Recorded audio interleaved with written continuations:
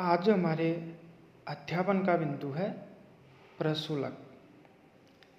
प्रशुल्क वस्तुओं पर लगाया गया एक कर या शुल्क है जब वे राष्ट्रीय सीमा में प्रवेश करती हैं और उसे छोड़ती है।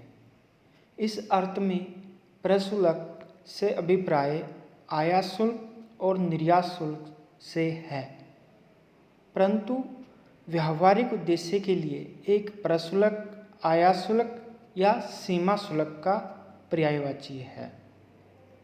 प्रशुल्कों का वर्गीकरण अनेक प्रकार से किया जाता है। जैसे सबसे पहले है उद्देश्य के आधार पर। उद्देश्य के आधार पर टैरिफ दो प्रकार के होते हैं। पहला है राजस्व प्रशुल्क, दूसरा संरक्षण प्रशुल्क। अब सबसे पहले रेवेन्यू टैरिफ। राजस्व प्रशुल्क सरकार को राजस्व प्रदान करने के लिए होते हैं। ये विलासिता की वस्तुओं पर लगाए जाते हैं। जितने नीचे आयात शुल्क होंगे उतना ही अधिक राजस्व उनसे प्राप्त होता है।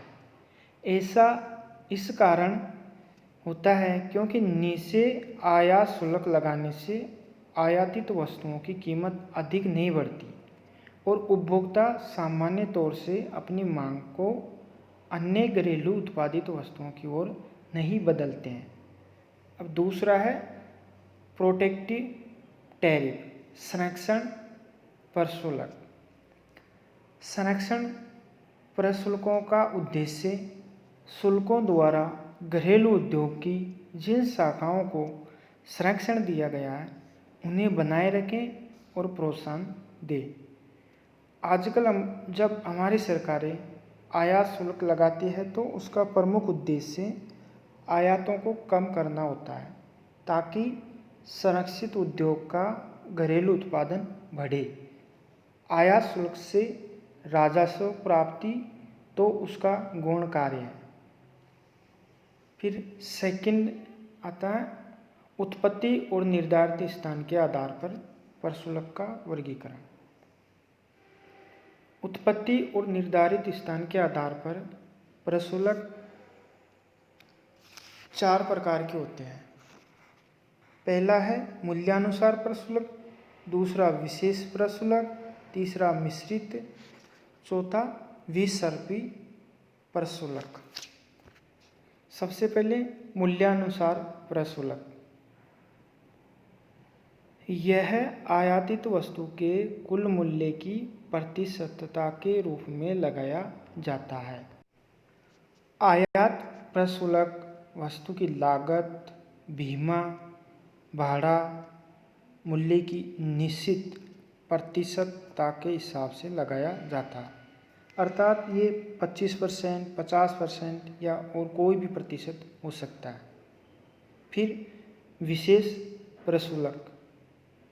विशेष प्रशुल्क आयातित वस्तु की भौतिक इकाइयों पर लगाया जाता है, जैसे निश्चित रुपये प्रत्येक टीवी सेट पर, कपड़े पर प्रति मीटर के हिसाब से, तेल पर प्रति लीटर के हिसाब से और उर्वरक पर प्रति टन के हिसाब से विशेष प्रशुल्क लगाए जाते हैं। तीसरा है मिश्रित प्रशुल्क, कंपाउंड टैरिफ। प्राय सरकारें मिश्रित प्रशुल्क लगाती हैं। ये मूल्यानुसार शुल्कों तथा परिमाण शुल्कों का सम्मिश्रण होते हैं। इस स्थिति में आयातित वस्तु की इकाइयों पर प्रतिशतता मूल्यानुसार शुल्क और वस्तु की प्रति इकाई पर परिमाण शुल्क लगाए जाते हैं। इसके बाद आता है चौथा द्विसर्पी प्रशुल्क। कभी कभी सरकारें ऐसे आयात शुल्क भी लगाती हैं जो आयातित वस्तुओं की कीमतों के अनुसार बदलते हैं। ये द्विसर्पी शुल्क कहलाते हैं। ये या तो परिमाण या मूल्यानुसार होते हैं। सामान्य रूप से द्विसर्पी शुल्क परिमाण के आधार पर ही लगाए जाते हैं। इसके बाद आता है देशानुसार विभेद के आधार पर प्रशुल्क। इस आधार पर प्रशुल्क 3 प्रकार के होते हैं। पहला है एक कॉलम प्रशुल्क। एक कॉलम प्रशुल्क या सिंगल कॉलम टैरिफ जब प्रशुल्क की एक समान दर सभी समान वस्तुओं पर लगाई जाती है, चाहे वे किसी भी देश से आयातित की गई हो, तो इसे एक कॉलम प्रशुल्क कहते हैं। यह गैर विभेदकारी प्रशुल्क होता है, जिसकी रचना और लागू करना बहुत सरल और आसान होता है, परंतु ये लोचशील और पर्याप्त नहीं होता है। इससे रेवेन्यू इकट्ठा नहीं किया जा सकता। दूसरा है दोहरे कॉलम प्रशुल्क, डबल कॉलम टैरिफ। इसके अंतर्गत कुछ या सभी प्रकार के वस्तुओं के लिए शुल्क की 2 भिन्न दरें होती हैं। देश की सरकारें दोनों दरों की घोषणा प्रारंभ में या एक प्रारंभ में और दूसरी व्यापार समझौते के अंतर्गत दरों का फैसला करने के बाद करती है। इन्हें निम्न प्रकार से वर्गीकृत किया जा सकता है।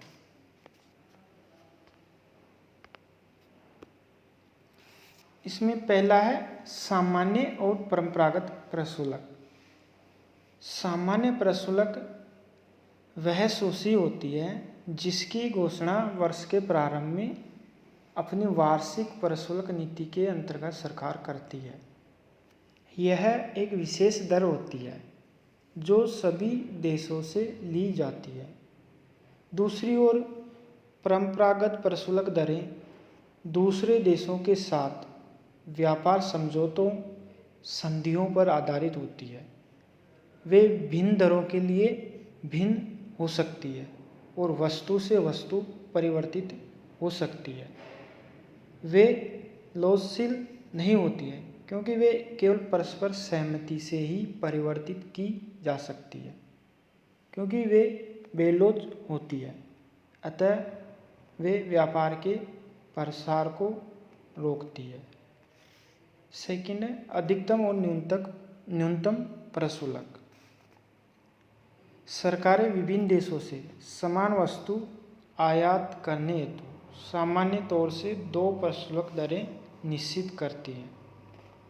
जिस देश के साथ सरकार का व्यापारिक समझौता अथवा संधि होती है, उससे आयात पर न्यूनतम प्रशुल्क दरें लगाई जाती है।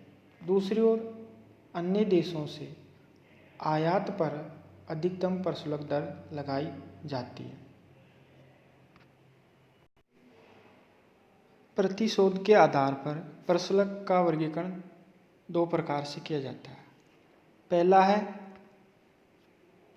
प्रतिशोधात्मक प्रशुल्क, दूसरा प्रतिकारी प्रशुल्क। पहला प्रतिशोधात्मक प्रशुल्क। प्रतिशोधात्मक या प्रतिरोधात्मक प्रशुल्क एक देश द्वारा दूसरे देश के आयात पर उसकी व्यापार नीति के लिए उसे दंड देने हेतु लगाया जाता है, जो उसके निर्यातों को हानि पहुंचाता है। दूसरा है प्रतिकारी शुल्क। यह एक अतिरिक्त शुल्क होता है जो एक वस्तु पर लगाया जाता है जिसकी निर्यात कीमत एक निर्यात सब्सिडी द्वारा दूसरे देश कम कर देता है। यह एक अतिरिक्त शुल्क उस वस्तु की कीमत को बढ़ाने के लिए लगाया जाता है ताकि आयात करने वाले देश में उसी वस्तु के उत्पादकों को सस्ती विदेशी वस्तु से संरक्षण दिया जा सके। इस प्रकार आज हमने प्रशुल्क के बारे में अध्ययन किया।